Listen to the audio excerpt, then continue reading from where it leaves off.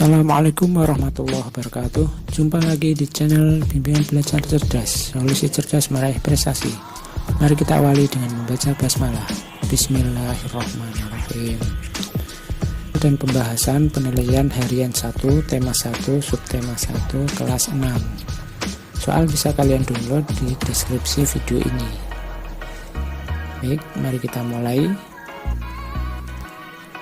Muatan PPKN KD 3.1.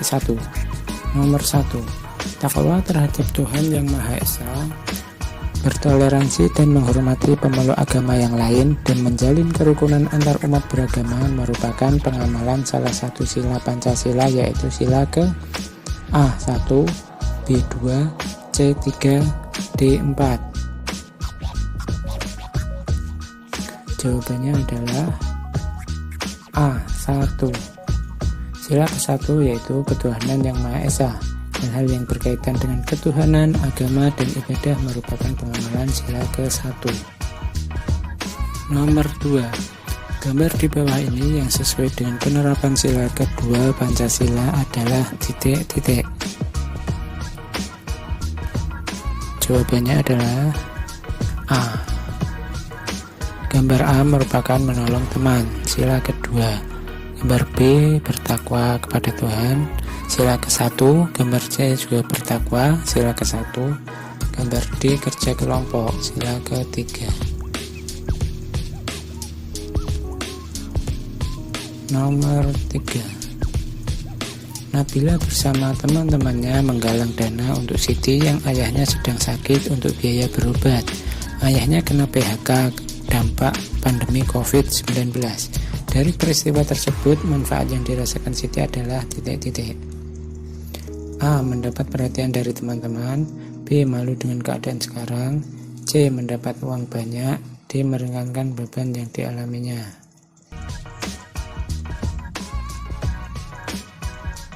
Jawabannya adalah D. Nabila dan teman-temannya membantu keluarga Siti. Membantu teman yang sedang kesulitan akan meringankan beban yang dialaminya. Nomor 4. Gemar melakukan kegiatan kemanusiaan dan mengembangkan sikap tenggang rasa merupakan pengamalan Pancasila yang berbunyi titik-titik. Jawabannya adalah kemanusiaan yang adil dan beradab. Kegiatan kemanusiaan dan sikap tenggang rasa termasuk pengamalan sila kedua yang bunyinya kemanusiaan yang adil dan beradab. Nomor 5. Sila ketiga Persatuan Indonesia dilambangkan dengan gambar titik-titik.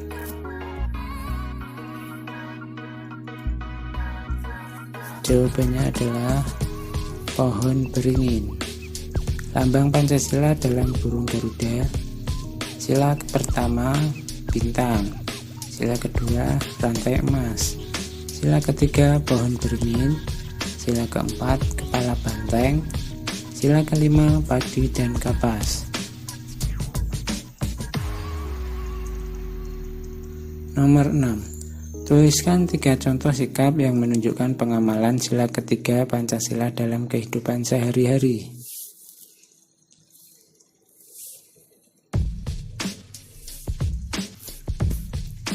Jawabannya, cinta tanah air, menggunakan produk dalam negeri, mengutamakan kepentingan bersama di atas kepentingan pribadi, membela negara, menggunakan bahasa Indonesia sebagai bahasa persatuan.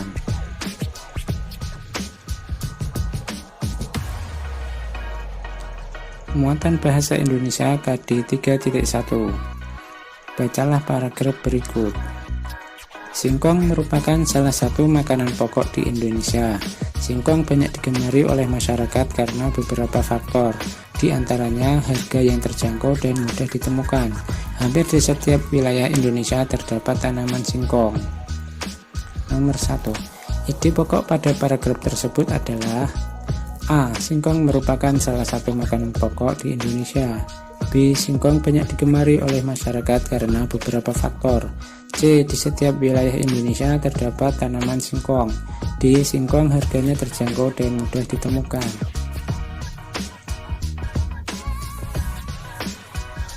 Jawabannya A. Singkong merupakan salah satu makanan pokok di Indonesia.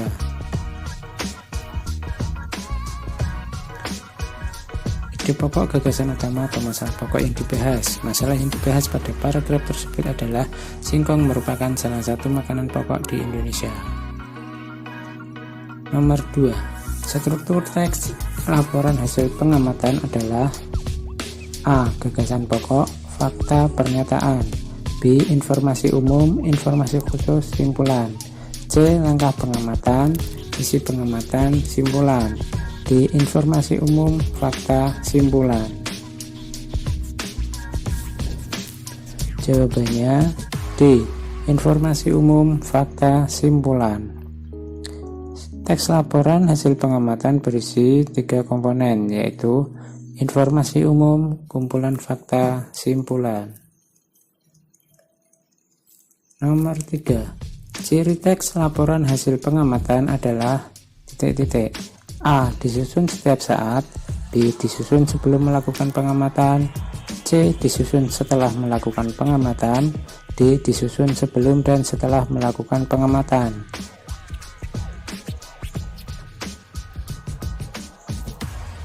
Jawabannya adalah C. Disusun setelah melakukan pengamatan. Teks laporan hasil pengamatan adalah teks yang berisi informasi berdasarkan pengamatan yang sudah dilakukan.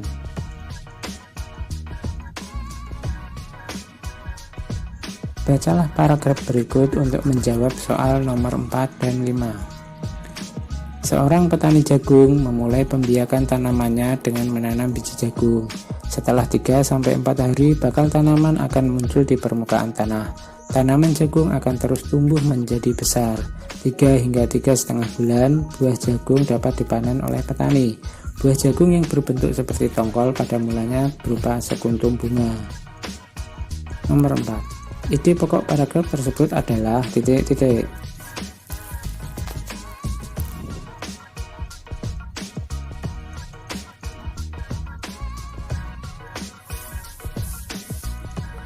Jawabannya, seorang petani jagung melakukan pembiakan tanaman jagung.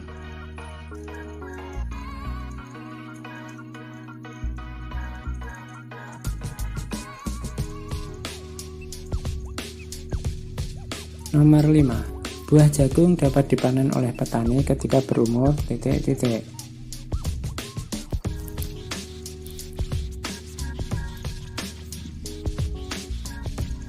Jawabannya 3 hingga 3,5 bulan.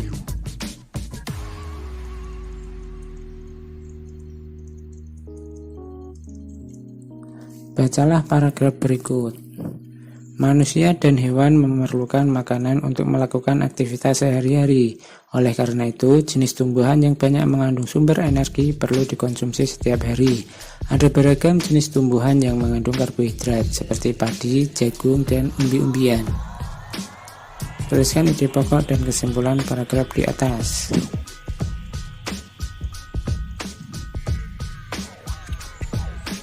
Jawabannya,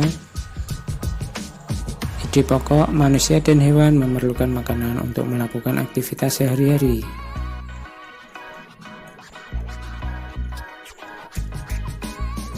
Kesimpulannya, manusia dan hewan memerlukan makanan sebagai sumber energi.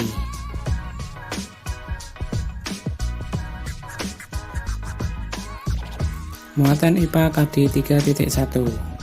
Nomor 1. Perkembangbiakan yang terjadi melalui proses penyerbukan dan pembuahan adalah A. Vegetatif, B. Generatif, C. Alami, D. Buatan.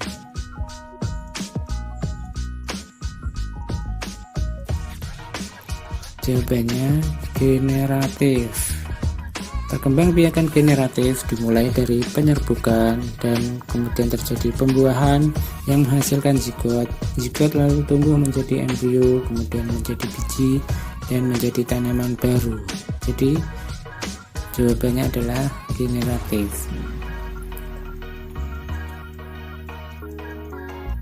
Nomor 2. Serbuk sari jatuh di kepala putik pada bunga lain yang sejenis tetapi berbeda tumbuhan disebut penyerbukan A. Sendiri, B. Tetangga, C. C. Silang, D. Bastar. Jawabannya C. Silang. Penyerbukan silang terjadi ketika serbuk sari jatuh di kepala putik pada bunga lain yang sejenis tetapi berbeda tumbuhan.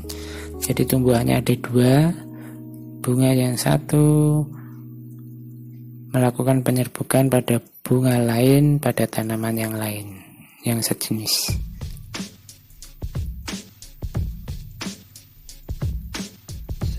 Nomor 3. Bagian bunga yang berfungsi sebagai alat perkembangbiakan generatif adalah A.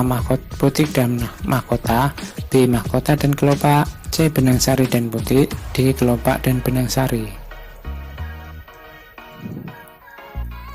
Jawabannya C. Benang sari dan putik. Alat perkembangbiakan generatif pada tumbuhan yaitu benang sari untuk jantan dan putik untuk betina.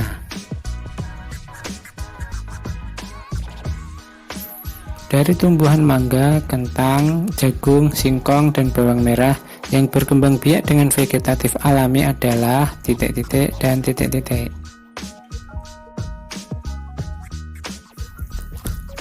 Jawabannya kentang, singkong, dan bawang merah.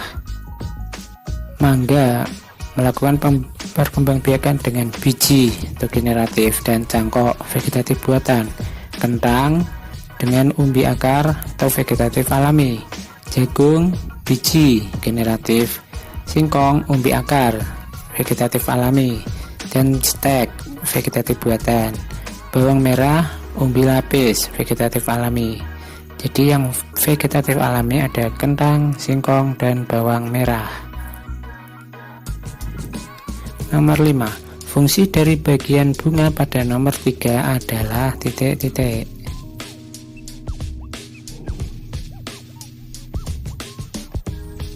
Jawabannya alat kelamin betina pada bunga. Nomor 1 yaitu mahkota bunga, fungsinya menarik serangga. Nomor 2 benang sari, alat kelamin jantan. Nomor 3 putik, alat kelamin betina.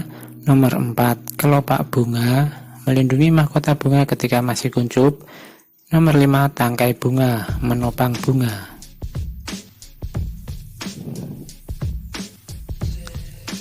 Nomor 6. Tuliskan masing-masing dua contoh tumbuhan yang berkembang biak dengan A. Tunas, B. Akar tinggal, C. Umbi lapis. Jawabannya untuk tunas contohnya pisang dan tumbuhan suci. Untuk akar tinggal kunyit, jahe, dan lengkuas. Untuk umbi lapis bawang merah, bawang putih, dan bawang bombay.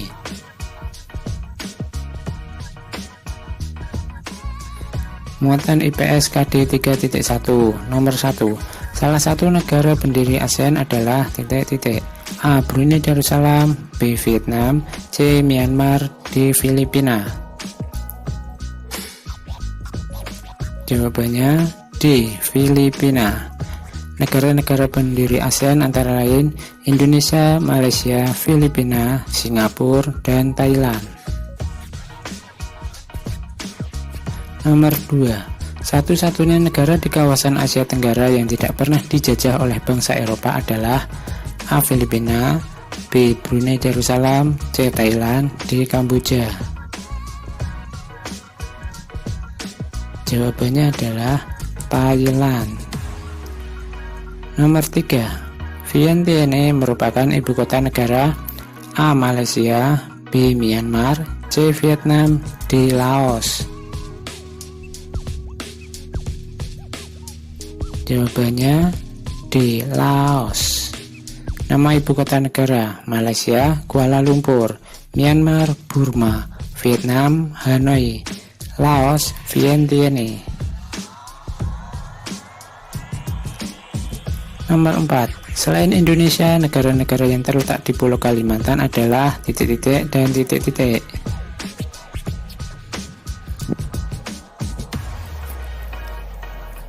Jawabannya Malaysia dan Brunei Darussalam. Pulau Kalimantan terdapat 3 negara, yaitu Indonesia, Malaysia, dan Brunei Darussalam.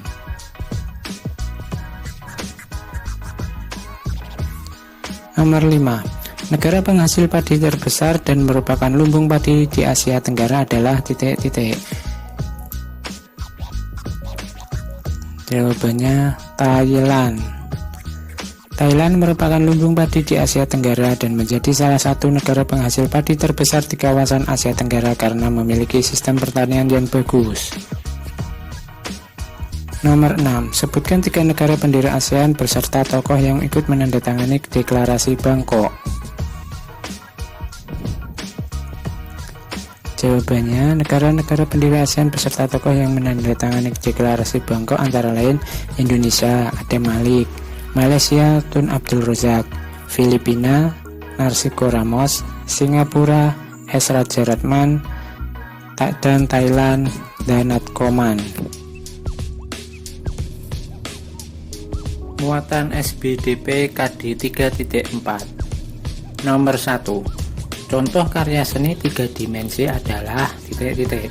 A. Patung, B. Kain batik, C. Lukisan, D. Foto. Jawabannya A. Patung.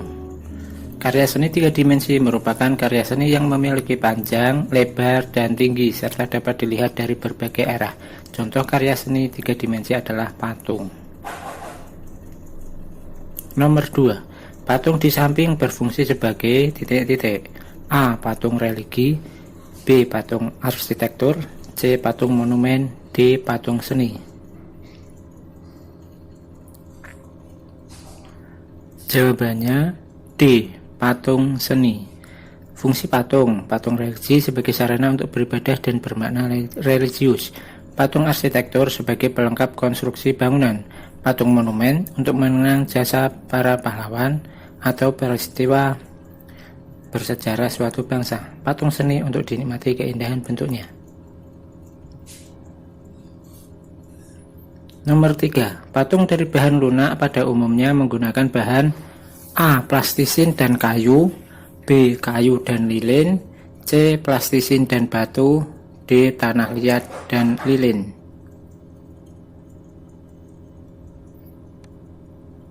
Jawabannya D. Tanah liat dan lilin. Bahan lunak untuk membuat patung antara lain plastisin, tanah liat, dan lilin. Sedangkan bahan keras untuk membuat patung antara lain batu, kayu, dan marmer. Nomor 4. Meja putar merupakan salah satu alat untuk membuat patung dari bahan titik-titik. Jawabannya lunak. Ya, gambar meja putar seperti ini ya.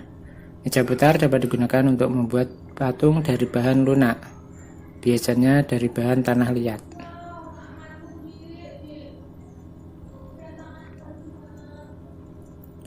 Nomor 5. Patung yang dibuat dengan tujuan untuk memperingati peristiwa sejarah, jasa seseorang dinamakan patung titik-titik.